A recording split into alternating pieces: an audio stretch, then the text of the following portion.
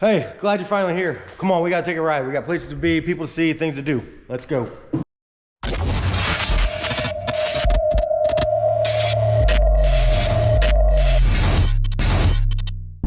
everybody, welcome back to On the Brink. So as you can see, we got the old red truck loaded up. We're on the road. You're never gonna believe where we're headed. We're headed to a professional photo shoot. That's right, of this truck. There's a professional photographer gonna be there. She's got a fancy camera and multiple lenses and editing equipment to film this thing. I think it's pretty hilarious. I think it's funny. But, I mean, it's an opportunity, so we're taking it. I think it's pretty neat. I will say, I do feel a little bit like a poser having this truck that finally runs and drives, and here we are trailering it somewhere. But if you allow me to justify it, it's about 40 degrees here today, really windy. Those kind of temperatures, this truck doesn't like to get warm with that ethanol, or E85 I think, is part of the problem. And it still needs some tuning. And then on top of that, beyond all that, I have got serious trust issues with this thing. Yeah. I don't trust anything about it. Like, literally nothing. Like, if the shifter fell off, it wouldn't shock me. Like, and the main reason for that is because we're the ones who built it. And we did everything all at once. All at one time. All at one time. Yeah, we didn't do something, test, make better. Just did it all at once and said, there we go, done. Let's hope it works. We've literally taken off every bolt of that truck, and the question really is, did we put them all back on? And if so, did we tighten them? Did we tighten them? I don't know. I don't know. Who knows? I don't know. But whatever, we're posers, I guess, or I'm a poser. And speaking of that, we're going to be posing with the truck for a few of these pictures. That's going to feel pretty awkward. Yeah, it's going to be super awkward. I don't remember the last photo I've posed for. They were just taken of me, right? It's completely different than on camera film where you're moving, talking, doing something. And we're going to be in public. Yeah. We're normally always... People are going to be driving past. Yeah, we're normally always in the shop. So, but yeah, we're going to be in a magazine. As you probably figured it out through the title. But the truck's going to be published on paper, Kurt. On paper. It'll live forever. Even after I wad it up, probably the third time we take it out and really put some throttle on it. It'll live on. It'll live on. Let's hope that doesn't happen. Yeah. A lot of work put into this, and a lot of money, a lot of your money. Yeah. That's the way she goes. But we're heading to Buddy's shop. We'll probably do some film when we get there if I don't feel too awkward. Spoiler alert, I felt too awkward to record in public. In my defense, my awkward battery was at peak minimum, like drained. Not even rechargeable. We had to get a whole new one. Posing for pictures just feels wrong. We're not pretty people who do that all the time, you know what I'm saying? But we got the job done, and I was really excited to be a part of this project. Hopefully maybe we can do some more in the future. I want to turn you over to the creator of the magazine right now. She's going to tell you a little bit about it, and then make sure you stick around. I got more to say. Here we go. My name is Jolie, and I'm the creator of Skiddz magazine. Skiddz magazine came about on a random Sunday in February of this year, 2024, and I decided that I wanted to put the love of cars with the love of photography, and I added them together to make a photography magazine for cars. Now, it started as a car photography magazine because there are so many different other photography magazines out there on Facebook, and there's a ton of different groups that have a magazine for their photography. The idea behind it was to get photographers that take pictures of cars because there's such a community behind that I wanted to incorporate that in the magazine, but it just blossomed into something so much more.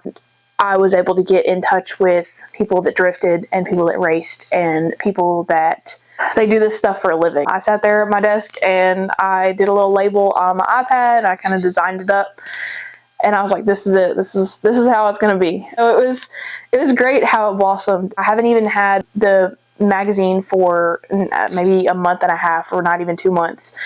And there have been so much content that we get from the events that we go to in Clarksville Speedway, at Nashville Super Speedway, Cars and Coffee a couple weekends ago. And there's so many opportunities with the people that I've met already that I'm just so thankful and grateful for. Really and ideally, the future of Skiddz is going to be something more along the lines of everything. Anything with wheels kind of magazine is what I am marketing this as. And I want to do bikers, I want to do four-wheelers, I want to do anything with autocross. Obviously, we're doing drifting. I want to do racing, go-kart racing, any kind of drag racing and stuff like that. So that's the content that I'm wanting to create and put in the magazine for the next future editions. And one of the things that I want to point out is that there are so many people that work so hard for what they do. They work hard for the shops that they're in. They work hard for the cars that they build. There are so many people that work their asses off on their car projects. And I wanted to show those off. I wanted to show off that even though people are either just starting a project or just finishing with a project, it is such a big deal because most of these people have 40-hour-a-week jobs, and most of them work more hours so that they can spend more time and more money on their vehicles that they're working on. They're essentially working on their dreams. So I wanted to showcase that they break their back and their bones over stuff like this, and I want to show how much that means to people, because it means a lot to me that people put so much passion into what they work for. So that's the basis of the future. I hope for future, I hope that we have a large following, hopefully by the end of this year. It would be so cool to see how this grows. I'd love to have more people involved. I would love to continue to do this. I'm looking into sponsors sometime soon, more opportunities to be in the magazine, more submission opportunities. Now that we've got all of our social media, Facebook, Instagram, TikTok, YouTube, we're hoping to get more into selling on Amazon maybe, so it's easier access for people that want to support us. I'm hoping to get some t-shirt designs together so that we can put our name out there more. So it's just, I'm creating so much, and this is what I wanted to do for a living, and this is my goal. So I'm already achieving the dreams that I've had for years. So everything that we possibly can to take pictures and video of, we're going to do it. And we're going to put those people out there. We're going to put them on blast because these people care a lot about what they do and they work so hard. So I want to work hard to show people off and to create something that I'm really proud of. So there you have it. I got to tell you, this is one of the main things why I love this project so much. Yeah, it's not Hot Rod Magazine. It's not Carcraft. Do they even make Carcraft anymore? I don't know. It's not a magazine with a whole bunch of pedigree and a big history. But I like it for that reason. This was started by one person from the ground up who wanted to do something, figured out how to do it, and got it done, and allowed me and a bunch of other people to be a part of it. And that makes it a lot better, in my opinion. We are now in the first issue of Skiddz magazine, right? We're pretty much dang near center. You can check that out. Yeah, there we are. There's me. There's Kurt. A little bit about the truck. Bunch of photos. Up here, I can't hold this and film all at the same time. Says we filmed it at So High Cycle Shop. It's another reason. I'm telling you, this all came together in like the most perfect way it could have came together. Let me paint it. Allow me to paint a picture for you here, right? So we've got a magazine built by a woman who just wanted to make a magazine. Photographer by nature, into the car scene, and seen something she wanted to do and figured out a way to make it happen. I just said that. And then on top of it, right, so we, as in On the Brink guys, we're just two dudes who don't really know what we're doing, but we want to do some things, so we're just figuring it out as we go from the ground up. All the things we've done to this truck, we've never done before, right? And we're not afraid to learn through failure. That's not an issue. Jolie feels the exact same way about starting this magazine. And then where we took the photos at is an old gas station that was abandoned, I believe, or just left empty for I don't know how long. It was recently bought by a buddy of mine and a buddy of his, who now run a motorcycle shop out of it. So High Cycle Shop. They are just two dudes who like wrenching on motorcycles and wanted to do it for a living, and they found a way.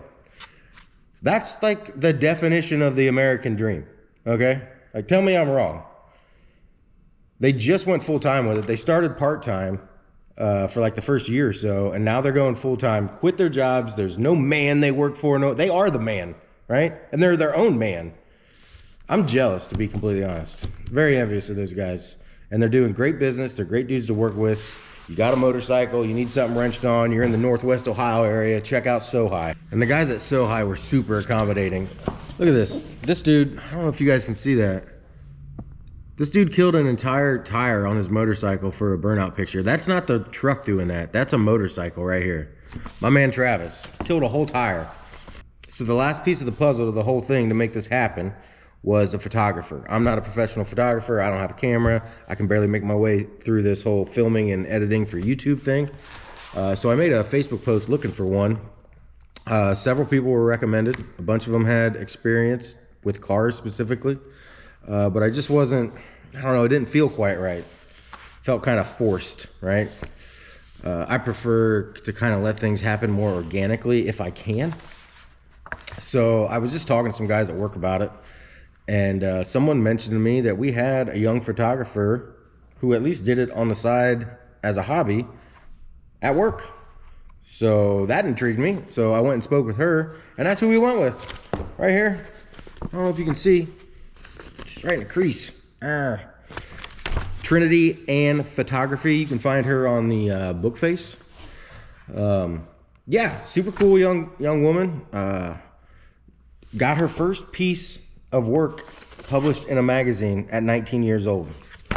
I gotta tell you, you can color me impressed. Right, when I was 19 years old, the only goals I was achieving was seeing how big of a party I could throw next Friday.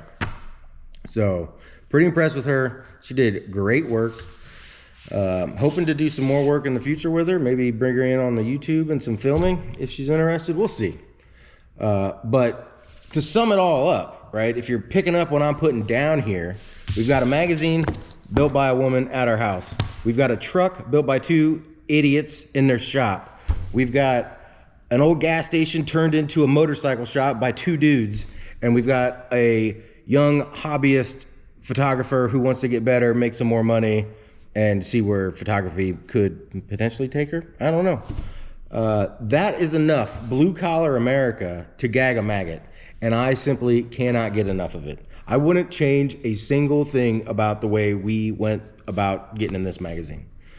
Yeah, it was an all-around excellent experience, and I would definitely do it again. It's all about seizing opportunities, right? I'm a pretty big believer in things like opportunities, situations, people are placed in front of us for specific reasons. Some of those reasons may be larger or smaller than others, more significant than others. And you can call that God's intervention, you can call it fate, I don't care what you call it, but I'm pretty positive it's real. And this is a prime example of one of those things. We started working on this truck. I never expected to be published in any magazine. I didn't expect to even be on YouTube. YouTube's one thing, like anybody can upload on YouTube, but we were accepted. The person who made this said, yep, you're good enough, you can come along. That's shocking. Yeah, seize every opportunity you can. I highly recommend it. So, if you're looking for a super cool brand new magazine, Skiddz magazine, I think it's Blurb, theblurb.com. I'll try to get a link in the description. I'm not making any promises. I'm not good at the computer stuff. Skiddz with a Z magazine, blurb.com. If you need your motorcycle wrenched on by dudes who are actually motorcycle dudes, right? And you don't want to pay dealership prices, So High Cycle Shop, Columbus Grove, Ohio. I imagine they'll do anything from oil changes to full-blown customs. I don't think those guys will say no to you. You want a chopper? They'll bid you a chopper. If you want some good photos taken, you need a photographer? I know a person. Trinity Ann Photography on Bookface. You can find her there. And if you're looking for some fairly entertaining, mildly chaotic / idiotic car YouTube, well, you're in luck because you've already found us. So feel free to stick around. Until next time, we'll see you guys in the future.